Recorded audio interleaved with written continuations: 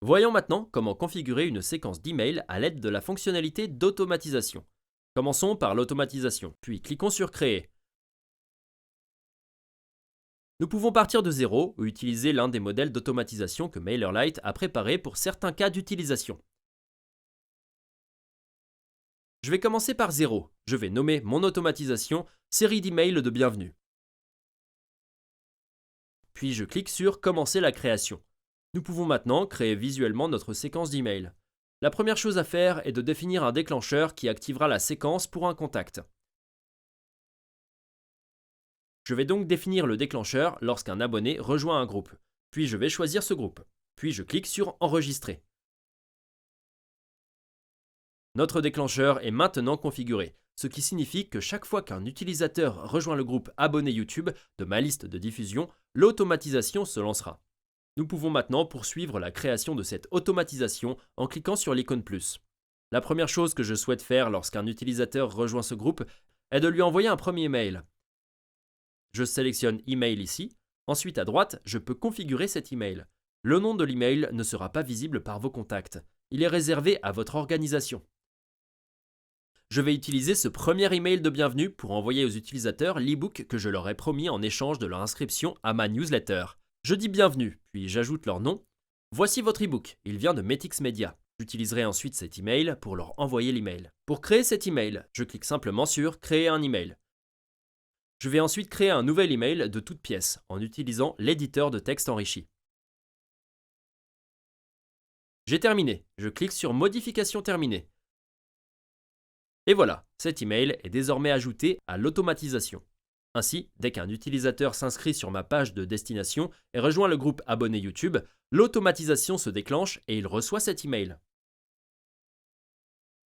Je n'ai donc pas à me soucier de l'envoi de l'e-book. Il est automatiquement envoyé grâce à l'automatisation. Si je souhaite envoyer d'autres emails après le premier, je peux simplement poursuivre l'automatisation. Je clique sur l'icône plus et j'ajoute un délai. Je le règle à 1 jour et j'enregistre. Je peux ensuite ajouter un autre email en cliquant à nouveau sur l'icône plus, puis sur Email. Comme précédemment, nous pouvons configurer notre email ici à droite. Une fois prêt, il s'affiche en bas et il sera envoyé exactement 1 jour après le premier, car nous avons un délai d'1 jour. Nous pouvons alors continuer et configurer d'autres emails dans cet ordre.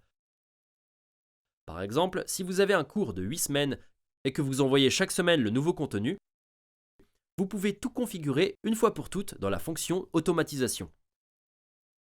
Chaque étudiant suivra le cours à son rythme, sans avoir à se soucier de lui envoyer le contenu au bon moment. Vous pouvez également effectuer une segmentation avancée en ajoutant des conditions à cette automatisation. Par exemple, vous vérifiez si les participants ont ouvert un email ou cliqué sur un lien. En fonction de leurs actions, vous les dirigerez vers différents chemins. Par exemple, lorsque nous cliquons sur l'icône plus, nous pouvons ajouter une condition. Nous pouvons ensuite définir cette condition sur l'activité du workflow. Ensuite, nous choisissons le deuxième mail de cette automatisation et vérifions si un lien a été cliqué. L'automatisation se divise alors en 2 chemins. À gauche, pour tous ceux qui ont cliqué sur un lien, et à droite, pour ceux qui n'ont pas cliqué. Par exemple, si j'ai ajouté un lien vidéo à cet email pour promouvoir un produit spécifique, j'enverrai un email différent à tous ceux qui ont cliqué et regardé la vidéo et à ceux qui ne l'ont pas regardée. Ainsi, pour ceux qui n'ont pas cliqué, je pourrais leur envoyer un email différent pour leur présenter un autre produit susceptible de les intéresser. Et pour ceux qui ont cliqué, je pourrais leur envoyer un email leur fournissant plus d'informations sur ce produit ou cette vidéo. Si vous avez une petite entreprise, je déconseille d'ajouter trop de conditions à votre workflow d'automatisation, car cela peut vite devenir complexe.